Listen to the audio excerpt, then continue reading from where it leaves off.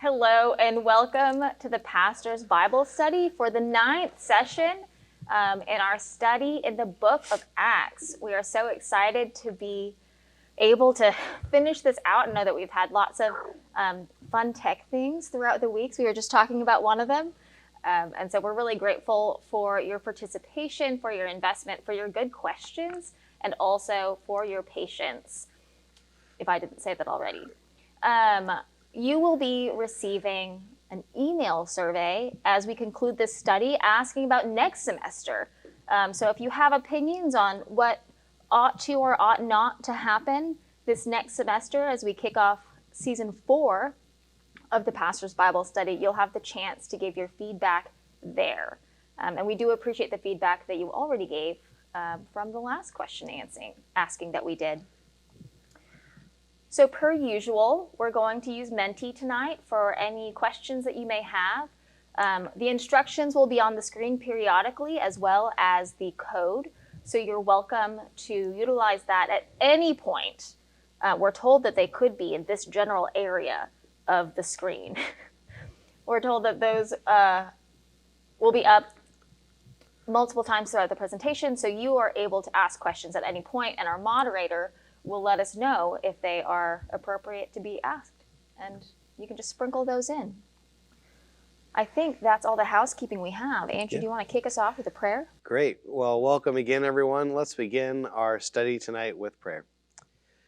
Most holy and gracious God, we give you thanks for the gift of this evening. We give you thanks for the gift as we are gathered together and can reflect on the ways in which the early church is an example to us and a reminder to us to continue the journey that we're on, to continue to be faithful witnesses in the world, to use the gifts and the graces of each community that we are a part of, to continue to share and spread your grace and love. And so, God, tonight as we gather together, would you just open our eyes and open our minds and open our hearts to the ways in which your Spirit is moving in us this day. It's in Jesus' name I ask. Amen. Amen.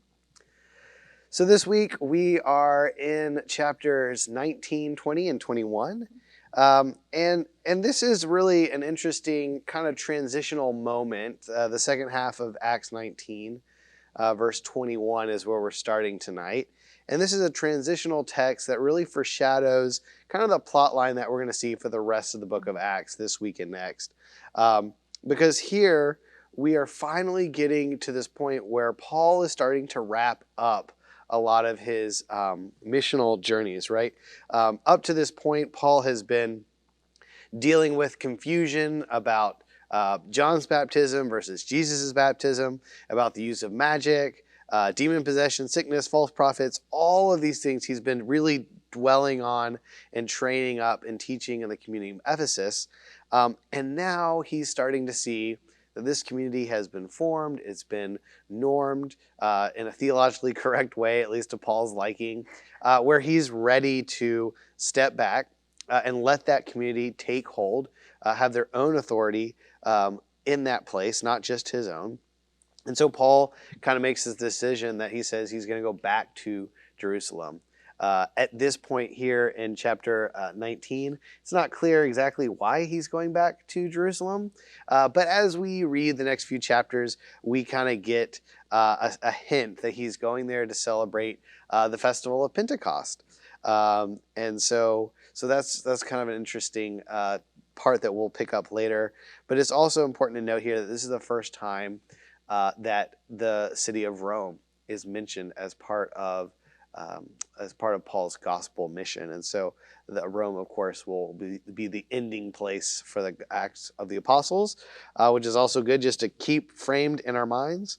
But of course, like all Pauline journeys, he doesn't just get to go from point A to B. It isn't just easy and simple. Something has to happen. Things get in the way. They stop him. They prevent him. He is arrested. He is whatever, mocked. Things come up. And so that is what happens tonight as Paul gets ready to head back to Jerusalem.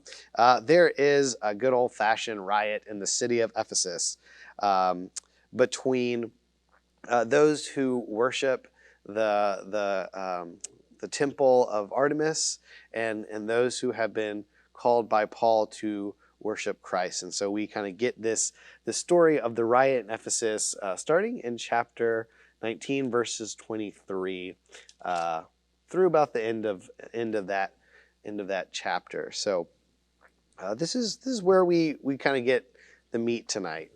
Yeah, and it really is the clash between the preaching of the gospel, or as Luke would say, the way, and the economic and religious interests of the people in Ephesus. And it really does just center around that temple of Artemis and the business that happens around there. So Right. I think it would be particularly helpful to give some background on the temple and just who Artemis was to these folks. Yes. So I would recommend to everyone, if you have the interest and the means, to check out this little Bible. It's called the Archaeological Study Bible. It's very small. It's not heavy. Yeah, it is not heavy. It fits in any purse. Gets through TSA, no problem. But it does have a lot of great historical and archaeological wisdom that help tie us into the historical record, not just the theological record here. But Artemis is really, as Karyn was saying, is really the center of a major financial economic system and a hub. We see this because the temple, the temple cult is this well-organized, well-oiled machine, because the minute that Paul's influence in the region gets going, the minute that people stop going to the temple of Artemis and coming to the synagogue and teaching and thinking about Jesus, they are, ready to roll. They are putting out their spin on things. They're a well-oiled political machine. They have their lobbyists and their lawyers. They're ready to go. We are having this riot. But who is Artemis, right? So Artemis was probably one of the most popular deities, figures that people in Asia Minor, think of Turkey, Macedonia, Greece, that whole area, probably one of the most popular figures for people to pray to privately in their homes. So there were little trinkets, little images of that character, idol, found all throughout the region. And Artemis was is a woman. She is Apollo's sister, and she has this stiff, elongated body with legs that are bound together like a mummy, and she has a neck made of acorns, because the very first image, the story of Artemis's origin story, is that Artemis was carved from an oak tree and placed on an altar by the Amazons when they were walking through the city of Ephesus in that Greek mythology. She's often depicted with lots of images of animals because it signifies fertility, and also bees were a really important image tied to Artemis. She was the queen bee, Beyonce, if you will. The original. Yeah. But also to that same end, the priests of her temple, they were castrated, and they were known as drones, which are what male bees are in a hive. So there's your lesson on bees and honey for everyone tonight. Who would have known? But all of that meant that that the city of Ephesus and the worship of Artemis was really one of these things that just grew and grew and grew over time. And this was a heavily visited, heavily trafficked city where people come from all over the world. It was the temple in Ephesus was one of the 7 wonders of the world, the ancient world at that time. It was destroyed, so oops. We didn't get to see it. Yep, less wonderful.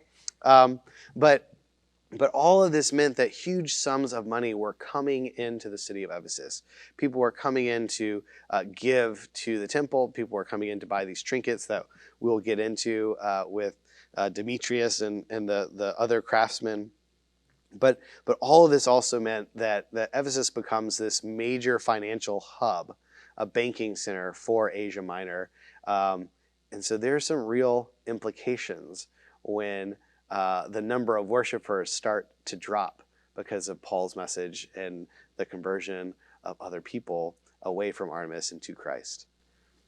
Yeah, and one thing that I found really interesting when studying this section, and we'll get into some of the more, was this religiously focused or not, but already in Ephesus, before Paul comes, are folks who are Jewish. And so, like, one of the issues is the issue of monotheism. And if there's only one God, that means there's no Artemis. So clearly the issue isn't just monotheism, because the Jewish folks were already there. It has far more to do with the other things all wrapped up into the study, or the worship of Artemis. And it all begins with a silversmith named Demetrius, and all of the different artisans who are working with him. Their business consisted of making sort of small temples, little miniature temples of Artemis out of silver. And they were these really wonderful little replicas that were made for all the pilgrims who were coming in from all over the world, for those pilgrims to take home with them. The word that the NRSV translate as business can also mean profit. And it's the same word, if you'll recall. I think Pastor Jeff and I talked last week about the slave girl who could prophesy. When the text talked about the owner losing a profit from her and getting really angry about it, it's the same word here as in chapter 16. So he begins working the crowd of his colleagues, his silversmith friends, and he's concerned about the economic loss that Paul's preaching can bring about. And he calls this meeting, and he delivers this impassioned speech where these economic motivations are dressed up in religious fervor, because he's saying that the preaching that Paul is doing is drawing people away from the worship of the gods, in the plural, including Artemis. And he says, hey, not only will our profits drop, but also the temple of the great goddess Artemis will be scorned, and people won't come from all over the world to worship her. So he begins by telling his colleagues about the implication of Paul's preaching for their pockets, and then sort of covers everything up under the mantle of devotion to Artemis. And his friends, the artisans, at first they're moved by this possible loss of profit, their livelihood, which is understandable. At first they're moved by that, but they end up shouting. Their frenzied shout is, "Great is Artemis of the Ephesians." And this becomes the chant that the mob shouts. And the scary thing is that the silversmiths in the text, they seem to really be convinced that they are shouting and mobbing out of their pure dedication to their beliefs, to the temple of Artemis. But clearly we can see, as we analyze the text, that there's so much more involved there. And that the economic and political interests are really shrouded in religion, and thus feel very justifiable to them. But again, the text doesn't give any indication that Demetrius or any of his colleagues are hypocrites who are consciously using the existing devotion of the goddess to protect their interests. But on the contrary, throughout the narrative, the two motivations are in fact confused with one another. And what begins as a business discussion ends as a religious riot, as one does at a usual noon business meeting. I will say that there is maybe some other evidence too that it was slightly financially motivated, because in the little piece just before we started tonight, right, there is this like burning of sorcery scrolls, and it's like 50,000. Oh gosh, what's the word? 50,000 something drachmas. This one just says coins. Coins. Oh, well, the NIV says drachmas. So whatever a drachma is to you, it is to me. But 50,000 would have been, wages of years and years and years that are burned, because Paul had convinced these people to give up that culture, that idolatry, that pagan way of thinking and worshiping. And so, I mean, they could see the writing on the wall that that their culture and their influence could begin to crumble and dwindle if this little group that Paul has started continues on its trajectory. And it's a scary thing to think about. And so up until now, I can see where they're coming from. And then the fun starts. They continue to shout, and a mob forms. And the mob doesn't actually know why they're shouting, but they're shouting and they're going to join. So the mob heads toward the theater in Ephesus, which apparently is this, or was, this gigantic marble-seated arena that sat 24,000 people, 24,000 marble seats. So this very large, impressive place, great for a mob to riot in. And two of Paul's friends, two of his companions, are grabbed and they're brought along. Paul finds out and tries to go, but everyone else says, like, please don't. It's too dangerous. And absolute chaos ensues. And it's so chaotic that it's not really clear to anyone what's happening, including ourselves. Like, who is Alexander? Right. Why is he here? And how did he come to be here? There's no explanation. But we can sort of infer from what the text does give us that Luke says that probably it was the Jewish folks who pushed Alexander forward so that he would speak, potentially trying to separate themselves from this ire against Paul and their own selves, because both parties are monotheistic. But the Ephesians see that Alexander is Jewish, and they, instead of letting him speak, they shout over him for 2 hours, saying, "Great is Artemis of the Ephesians." Just that over and over again for 2 hours. Yeah, worse than all you parents who get to listen to Baby Shark for an hour or more when you're at home. And it is really interesting, like this character, Alexander, gets pulled in. And maybe some commentators are saying, well, maybe it's because Judaism is recognized by Rome, and this Christian movement is not as recognized. So maybe if we can kind of put this side over here as okay, and then we'll deal with Paul in a different way. Like the crowd is kind of, like I said, they're confused. It doesn't know why they're meeting. It's kind of this little. Again, a little riff, a little reminder of Pentecost, right? This crowd gathered together in confusion. But also, as Karyn, you brought up and mentioned, like, Paul is ready to go in, guns blazing. He's ready to go. Always. Right. Always. He's done it in Athens. He's ready to do it here in Ephesus. He almost got killed in Philippi. So that's, he's got a great track record here. But he gets stopped, right? The people closest to him prevent him, and Alexander kind of goes in his place. And this is a thing that we'll see again as Paul, as I mentioned at the beginning, is heading toward Jerusalem. He takes several detours, the riot being the first big one. But several people start telling him, hey, look, people are out to get you. People are not happy. You may want to find a new way home. So this is something that we'll pick up a few more times, but it's just beginning to get worked out and presented to us here. Yeah, absolutely. In this section. And instead of Paul resolving the conflict, because let's be real, he would just add gasoline to the fire, as we've seen many times, it is actually the town clerk who intervenes. Now, the title doesn't necessarily communicate to us just the grandeur of the position, but a town clerk was someone who implemented the decisions of the city assembly, and they were one of the main administrators of the city.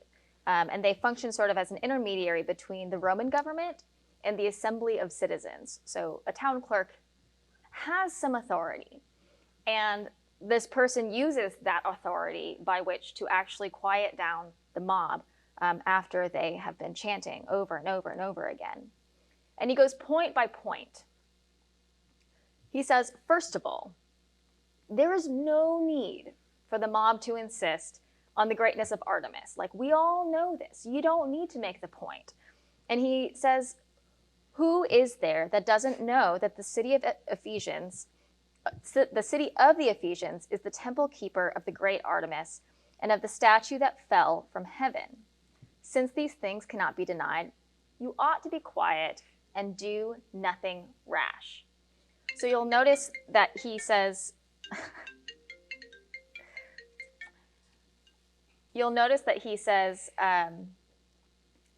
that the statue came from heaven and was not made by people. So there are some conflicting origin stories here. Yeah. But he's saying this because it'll help his point. Because the whole issue is that Paul is preaching against these gods who are made by hands. And he says there's only one God, there's only Christ, and this is who we should be following. All of these gods that you're making with your hands, all of these little trinkets that you're making, silversmiths, these are not the gods that you should be worshiping. But if the statue came from heaven, it wasn't made by people. So this is the point that the town clerk is trying to make. So the crowd thinks that their God is being hated on, and the town clerk says that they have been misunderstood whether or not this is actually the reality. He also says that it is absolutely outside of the law to have seized Paul's friends. They haven't committed any crime against the law, and even if they had, the courts are open. There is a system for this, friends. They are open and they can deal with the issue there. And finally, he admonishes them to remember that the power of Rome can be used to charge them with rioting because there's no justified reason for all of the hubbub.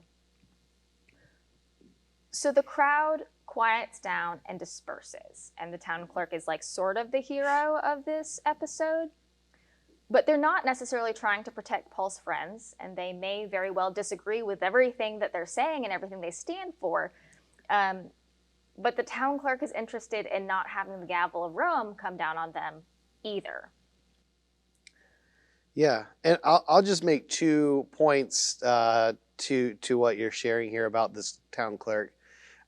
He is kind of the hero, right? This is one of the rare times where the story of the Acts of the Apostles, God isn't intervening to do something miraculous. Instead, it's just, this bureaucratic worker who just says, we can't have this, guys, shut it down. But it is really, it's God working through that town clerk to once again save Paul, for him to be able to continue his mission, to continue his journey.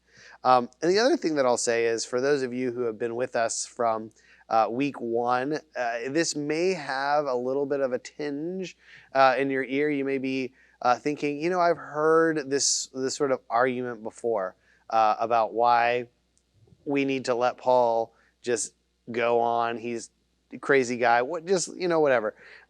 So chapter 5, where we get to the story of Gamaliel.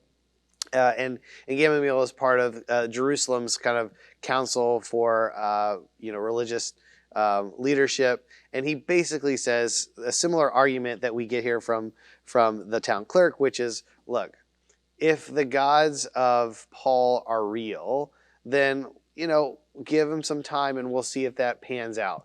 But they're probably not. So we'll just watch him. His ministry is going to be egg on his face soon enough.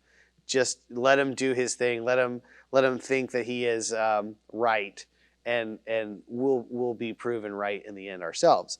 And so this is kind of a little callback. It's a similar argument. Again, that gets Paul, or at least gets the disciples, off the hook, able to continue in their ministry for now. So that's really, those are 2 things that I'll just note about this interesting little conclusion. Yeah, and one of the things that my commentary, I'm working off of Justo Gonzalez as a reminder. One of the things that he writes about regarding the presence and the action of the town clerk is that it reminds us that the Ephesians don't stand alone in the world, nor are they the masters of their own destiny. Above them is the Roman Empire, this constant shadow. And he brings it home for us and says that when this kind of thing happens in other contexts, like when we confuse our own gain and our own political and economic interests and motivations with our religious interests and morals, and when we're convinced that our attitudes are simply expressions of our sincere faith, when in truth we're serving our own interests or the interests of those we need to please, we need to remember that there is a complex web of powers and interests and motivations at work. Yeah, and that is something true then as it is true now.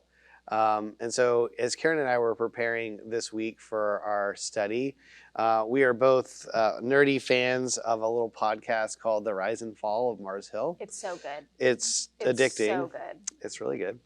But it's a wonderful kind of podcast form of documenting just really the church's relationship with power and how institutions like the church fall from grace and how God is still at work in the midst of that. And one of the more recent episodes, they call it the Bobby Knight problem, which for you basketball fans may understand. But Bobby Knight was the winningest coach of all time when this all happened. Coach K is firmly now in the lead. And will continue. Last night. They did, first place. But Bobby Knight was the winningest coach in men's basketball history. He was a demigod, right, on campus at the University of Indiana. Won a couple of national championships, had wonderful players who went on to be successful. And then he was also well known for a very hot temper. And there was a story of students who started to leave the program. And they were, the kind of students that you would have never have imagined. This was before the days where players come in for a year and go straight to the NBA. This was unusual. And so these sports reporters looked into it, and they found that the coach had choked one of his star players. And that player could not come to deal with, that being his coach, and left the program. Of course, the university was quick to hush and quell all of that negativity, because for them, the economic engine of the Bobby Knight world was so great that it was worth expending this player. And we see that over and over again, especially in athletics, thinking about things like Larry Nassar at Michigan State and the U.S. gymnastics team, Joe Paterno at Penn State. So it's a thing, right, in our culture where we have to ask ourselves the question of, what lengths do we in society today, what lengths do we go to protect the church, protect the economic engine of the church, mm-hmm. the influence and the power that the church has? How far do we go? Who is expendable in this world of the church in order for us to maintain what we think we ought to maintain? Mm-hmm. And that's a scary thing to wrestle with. It begs the question, what are the voices? Who are the people who work us up into a frenzy? Because what they're saying doesn't jive with how I do church, and in fact may threaten a lot of the foundation of how I do church. And I take personal umbrage at that and think that they're attacking my own faith when really truth is being spoken into the world. Right. And I think that happens quite a bit, unfortunately. Yeah. It does, and I think it's a wonderful reminder that is very much a part of. I mean, we're very much a fallible human institution. Mm-hmm. At some point. Like, yes, the Spirit is amongst us, and yes, the Spirit leads and guides us, and yet there are times when we really just get it wrong, and there's always grace to help pick us back up, but we kind of can only receive that grace when we're willing to listen to other voices, to say, no, my voice has been stamped out because of the way that you preach, the way you treat women, the way that you treat minorities, the way that you advocate in this world for specific issues. It stamps out my voice, my life, and that's a place where the church has gotta change. Mm-hmm.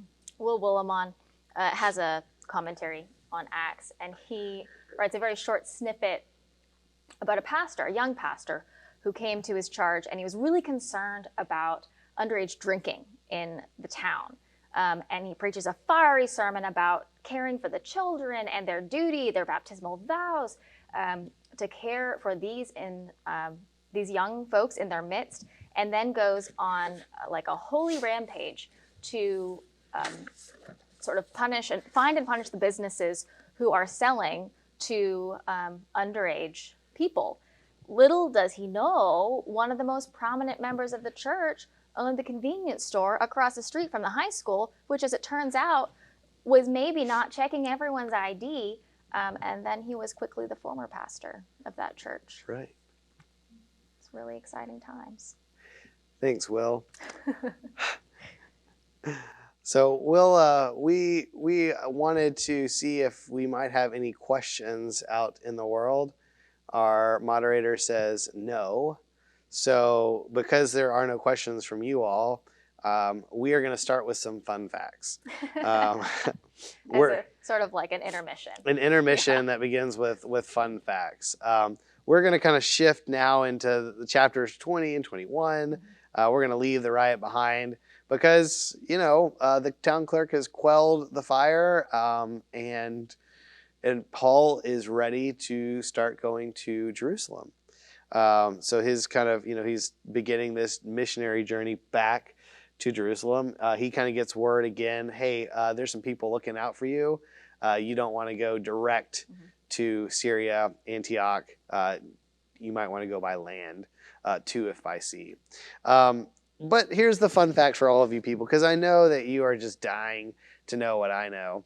And this is one thing that I really was tickled when I read, was just the history of missions and the history of how, we read the book of Acts with such a lens of all those who have gone before us, right? And so we'll read the chapter titles and it'll say Paul's first missionary journey to blah, or Paul's second journey to blah, and whatever, right? Obviously, these subheaders never existed when the Bible was written, but more importantly, they did not exist, period. The idea of calling Paul's first, second, third missionary journeys didn't exist, period, until 1742, when Columbus was not sailing the ocean blue. Instead, this was kind of the naming of Paul's first, second, and third journeys were created as propaganda, so to speak, by the Society for the Promotion of Christian Knowledge and the Society for the Propagation of the Gospel. In other words, these early missionary societies wanted to fundraise money to be able to send people into places around the world to do the good work that Paul and others had done. And so they did so by branding themselves in the footsteps of Paul to fundraise for their efforts. So I think that's awesome. That's your fun fact. That's your fun fact. Evening. 1742 was when we first got the word Paul's missionary journeys. Congratulations. Now you know. It'll be great for trivia next week when you're out. When you're here with us, and then the week after when you're out. That's true. We have one more session. Yeah, stay here. But yeah, so this is, again, Paul's kind of missionary journey is coming to an end here. He's heading down to Jerusalem. And again, his purpose for going to Jerusalem is to celebrate the festival of Pentecost. So clearly the early church there has started to mark that date and celebrate that date over and over. So Paul, wants to go back. He wants to be a part of homecoming, if you will. And along the way, like I said, he has to divert his plans. And along the way, he stops in Philippi, which I don't know what we said exactly about that, but Philippi is a hot mess. Doesn't really work out very well for him there. The church doesn't work out either after he's gone. Another day, another story. But he stops in Philippi for the festival of unleavened bread, which I'm not sure how other Bibles translate that, but that is Passover, right? And so what we get, this little interesting detail, one, it gives us kind of a setting and a timeline for when Pentecost is being celebrated, but also it shows us a little bit more into Paul, that he's still keeping up these very important Jewish traditions, Jewish liturgies that again shape his theological imagination of being a people who God saved out of Egypt. So Paul's whole world is still very much rooted in Jewish theology and Jewish thought, and so we just get this little blip in the story that he's stopped to have that meal with the church that he started there in Philippi. Again, I'll also just say again that this is kind of, I don't want to say a farewell tour necessarily, but Paul is kind of retracing his steps from where he's gone. And we're about to get here into this second half of 20, where Paul is giving a farewell to the Ephesians, where he's felt like he's formed these communities as best as he can.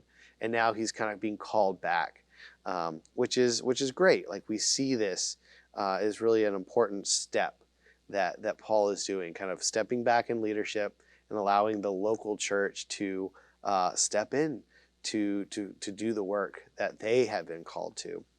And so that's really important. I see we have a question here, and maybe we'll answer it because I need to read more notes here. But let's see.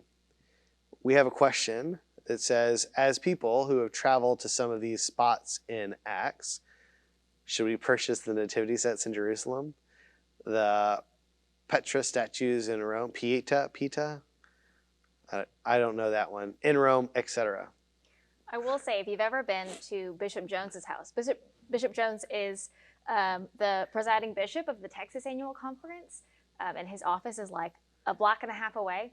But they sometimes open their home at Christmas time, and they have a massive, massive collection of all sorts of different kinds of nativities. So I think that probably Bishop Jones and Mary Lou would say, yes, you should purchase the nativity sets in Jerusalem. Yeah. What would I say? Having been to some of these spots too, I guess you get more authenticity when you're in Rome, or when you're in Jerusalem. You know that the wood is local, that it is actually from the Holy Land, whereas sometimes when you buy olive wood goods off of Amazon or other internet places, a lot of that wood comes from like China and Mongolia. Okay, cool facts. So I guess in some ways you're enriching people who have no, interest in the Holy Land, just people who are interested in your wallet.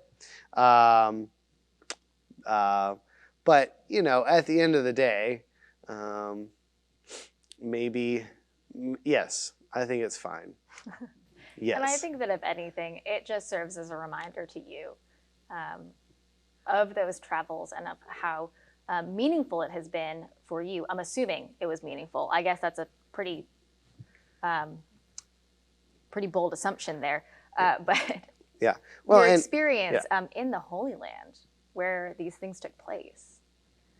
Yes, and you're not worshiping them, right? Yes, you're worshiping during Christmas when it's out on display. But if you are worshiping them, then that's a different conversation. Because I feel like you're either asking us about capitalism or you're asking us about worshiping items. So it's two different questions there. Or is it the same? It might be the same. It was for the silversmiths. Yes, it was. It was indeed. Yeah. Do you want to talk about our friend Eutychus? Yeah, Eutychus. Wow.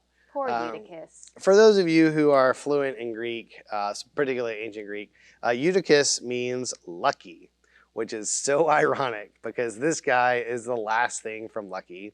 Paul has come to the city of Troas and is teaching and forever throughout the night. And this lucky guy, Eutychus, falls asleep and falls out the window, drops 3 stories to the ground, and everyone thinks, is he alive? Is he dead? Paul doesn't miss a beat, goes down, picks up the guy, said he's fine, keeps teaching. What an interesting and strange little story. A really strange little story. And I think that this whole little interlude here, verses 7 through 12, again, Paul is going to Jerusalem, can kind of be looked at as this like slight parallel. And I'm like, put on your big brakes, don't go there with me yet, just listen. But there might be a slight parallel between Jesus going to Jerusalem for the final time and Paul going to Jerusalem for the final time. Am I saying that Jesus and Paul are the same? No, not so at all. But there are so many little pieces of the story that are just so eerily similar, right? So we have these people meeting on the first day of the week. They are breaking bread. The disciples are staying up late. They are meeting in an upper room, right? And this disciple falls asleep. It's kind of, there's a lot of similarities. There's a lot there. Yeah, there's a lot happening here. Especially acknowledging that the author of Acts is the same author as the Gospel according to Luke. So they've written about these things before. Yes, exactly. Yeah. And again, like, it's just, I think it just kind of is a primer, not trying to equate Paul and Christ, but maybe just to say, like, this is a really significant journey that Paul is taking, right? It's important to remember a couple of things. A, Paul doesn't die in this story. He doesn't die in Jerusalem or in the book of Acts, but also just theologically that, like, Paul is a servant to Christ, and he reminds the people over and over and over that you're not baptized in my name. Sorry, I touched that. You're not baptized in my name. You're baptized in the name of Christ. So, interesting. Another fun fact for you guys. Now that we're on the second half, I just throw out fun facts for you all. John Wesley, the wonderful founder of Methodism, had a sermon on this particular text. And so I want to share those words with all of you. And I think it's really important, especially now that we're in a time change. And, it's just harder some days to get out of the bed. And we're all used to being in our pajamas for worship online. And now we have to go back in person, whatever. But Wesley writes this. He says, "Alas, how many of those who have allowed themselves to sleep under sermons, or as it were, dream awake, have slept the sleep of eternal death and fallen to rise no more." In other words, Wesley is saying, don't be like Eutychus. Don't fall asleep during the sermon. Pay attention. Your life is at stake. I like that. I like that a lot. John Wesley was a cheerful man. Yeah. So listen, perk up, be transformed by the renewing of your minds. One of the things that Gonzalez really appreciates about this passage, which I found a little bit strange, a lot of people are not concerned about Eutychus. The people here are not concerned. Paul is not concerned. My commentaries are not concerned about him. He fell out of the window and died. Yeah. Wesley is not concerned about him either. Clearly not, just trying to use him as an example. But the fact that they are gathered is what one of my commentaries says is like the greater miracle, greater than Eutychus's resurrection, is the fact that these people, the church is alive and they're gathered together and they're studying together. And yes, something happens to interrupt them, but they go right back to it. And the fellowship that is happening is extraordinarily important right now, particularly right on the cusp of this journey toward Jerusalem. Mm-hmm. Mm-hmm. So the journey takes Paul once again back through Ephesus. And this is where we get, starting in chapter 20, verses 17, his farewell address, right? Again, Paul has really felt like it's time for him to remind the churches that they're able to stand on their own legs. They are no longer infants needing spiritual milk. They are able to eat solid spiritual food. And so he kind of gives this wonderful little goodbye, farewell. And it very much kind of evokes the pastoral nature of the epistles, mm-hmm. right? Hey, I'm Paul. Look at all these great things I did. Don't forget about that. I'm really cool. Every single one. Every single one. But there's also this heartfelt kind of note, this pastoral sense that, like, I've cared for you and I still will care for you, but now it's your time to go out there. And part of the admonition that Paul gives them is really so important for us in today's world and today's society. But it is that he appeals to the church to continue on being who they are, knowing that the way that they are is a way of suffering, right? To be bold in their faith, to not step back in the face of adversity or rejection, but to truly take hold of the example of Christ, right? The example that Paul himself exemplified, one of humility, one of service, and one that didn't always look as we might wish. And so I think this is really helpful that Paul reminds them that that part of the Christian experience is one of suffering, that we have to remain vigilant in the midst of that suffering, that God's grace holds us. And so I think that's really important to be reminded of. One of the phrases in this little section that really sticks out to me that I think is just important is this phrase where Paul says, do not shrink from doing anything helpful. I love that. Do not shrink from doing anything helpful. I mean, what a more, aspirational quote to give a church, to remind them that this is just the core of who they are, is to be the hands and feet of God, to be the love of Christ in the world.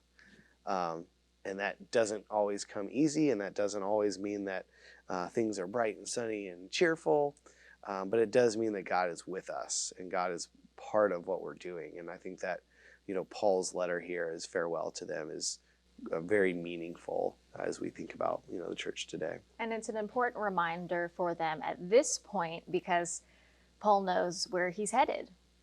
And so knowing that all of these folks that he has discipled will watch him have a really exciting time in Jerusalem,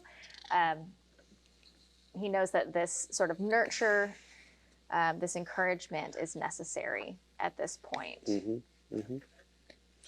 Yeah. So Paul ends, again, reminding them. The other phrase that sticks out to me is it's more blessed to give than to receive. I think it's one of those faux pas sometimes that we get in Christianity. But again, it's about giving. It's about service. It's about humility.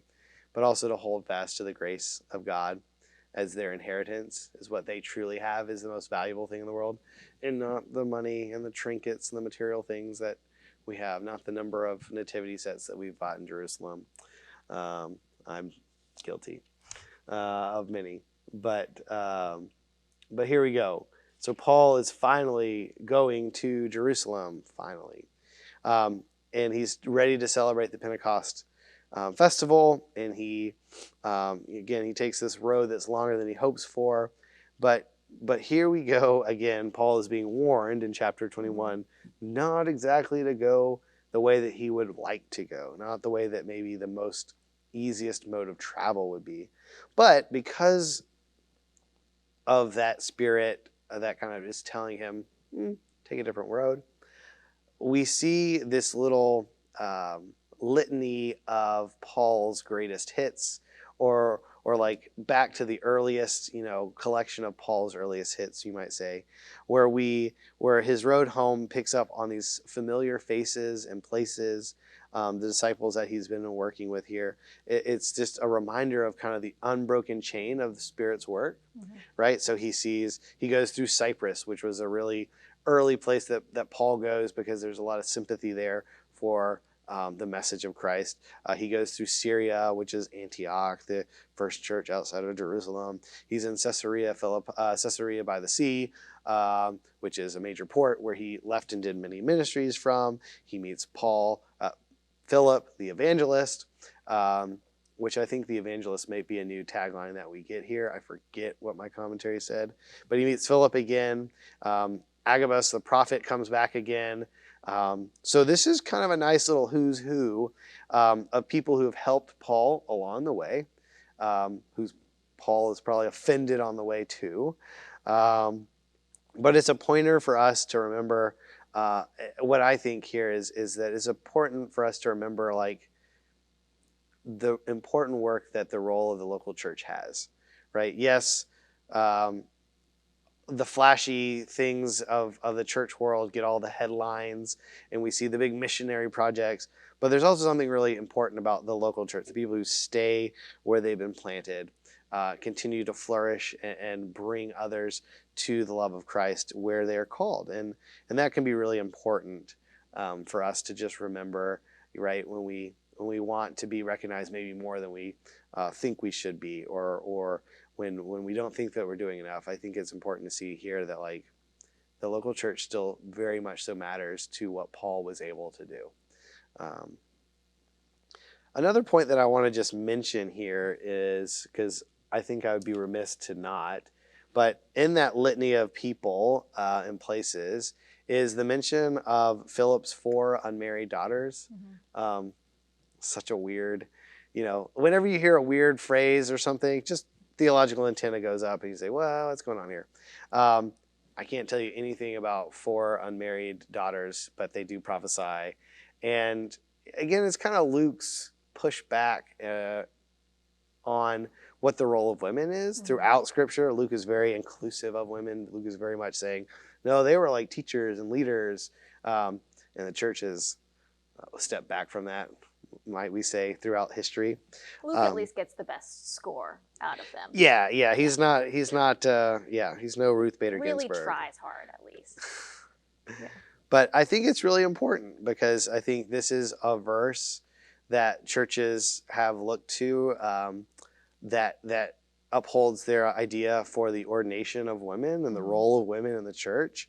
That really the Bible's message is that it is a book of liberation and not limitations, right? And so we kind of get this it's a weird little unexplained comment, but welcome to the book of Acts. There are a lot of weird little unexplained comments that we have to deal with. Yeah, Alexander. What's he doing? No one knows. One of the things that I picked up on, and that my commentary picked up on, while Paul is doing this this roundabout journey where he gets to visit all of these places, and one of the encouraging things also is that the Spirit is moving amongst these people. So it's clear that it's not just Paul who has been inspirational and who is the driving force here. These are folks who are genuinely faithful and who are attuned to the Spirit's work. Now, the interesting part in how the Spirit is moving through them is that as Paul is headed toward Jerusalem, he's already stated, I'm going to Jerusalem. He's made that clear. As he's going, he encounters several different people who give him conflicting advice. And the text tells us that they are inspired by the Spirit to give him that advice. Yep. So it feels like an interesting spot, because it seems like Paul and the Spirit are not moving in the same direction. In verse 4, we're told that Christians in Tyre were inspired by the Spirit to tell Paul that he should not go to Jerusalem. In verse 11, Agabus, again, tells Paul that he will be detained if he goes to Jerusalem. And in verse 12, the disciples and the narrator themselves try to convince Paul not to go to Jerusalem. So given these conflicting pieces of advice, who is really following the guidance of the Spirit? Is it Paul? Is it the people who he's discipled? And Justo Gonzalez says that there's this common view that the Spirit acts in a way that gives us concrete answers. And every doubt disappears, and it lets us know exactly what we're supposed to do every step of the way. But it may be that the author here, while insisting on the importance of taking the direction of the Spirit seriously, is also telling us that the Holy Spirit can't be a crutch on which we lean on to not make difficult decisions ourselves. We can't just sit and listen and hope for that decision to be made for us by the movement of the Spirit. Yeah. He says that in this part of the text, the Spirit doesn't just tell Paul what to do and then confirm it for him very conveniently several times over with several prophecies. Instead, the Spirit compels Paul to go to Jerusalem and also uses these other folks in Paul's life, his community, the people who he's discipled and who he trusts. The Spirit uses these others to let Paul know the price of going there. The final decision, though, is still in Paul's hands. Mm-hmm. So it feels like we're getting conflicting advice from the Holy Spirit, but Gonzalez works that out by saying that ultimately it's not the Holy Spirit who decides what happens and what doesn't happen. Right. And I would go out there and argue that this might be a great place to say, look, the Wesleyan quadrilateral is quite helpful, right? If the Spirit isn't the one that helps us make the decisions on its, fully by itself, but there is other factors that we consider, reason, tradition, scripture, experience, all these things that help Paul to, understand what he's doing, to understand where he's going. And I'll also say, Karyn, as you're talking, I'm thinking again about, pump the brakes, people. Paul and Jesus' journey to Jerusalem is not the same thing, but there is a litany of people who keep telling Jesus, no, you're not going to Jerusalem. You're not going to die. This is ridiculous. And so there is sort of that, wanting to protect, wanting to keep the things that we, value from harm. And yet Paul heeds those comments. Paul is wise to what they're doing, but it doesn't deter him from what he sees as, his ultimate goal, and what Christ sees as his ultimate goal, the telos, if you will. And it's one that is, again, it's a road marked by suffering. I mean, Agabus foretells this. Paul is very adamant as well that the cost of discipleship is one that is truly high. That if we are for the cause of Christ, if we are following in the way, then it will certainly be a high price at points to pay. And yet that is an important thing for us to remember, that the call of Christ is always a call to come and die, right? And where is Christ crucified? In Jerusalem. So there's just a lot, I think, that's subtle happening here in the end of Paul's kind of, running around the Macedonia and Asia Minor world, but also a really important reminder to us that, like, the Spirit is at work in all of this, and it doesn't stop us, but it also doesn't prevent us from, the sufferings, the realities of life. It's with us, but it doesn't change that, which is good. So before our concluding comments, are there any questions? There's one that's not relevant.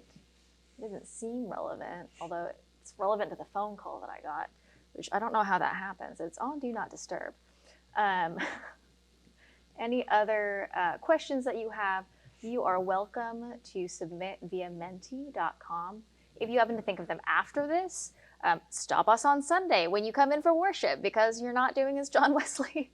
That's right. You better listen up. You might be falling out of the of the choir loft, and we don't want that. Oh, definitely not. No, that's actually a real concern that I have sometimes. It's just very steep.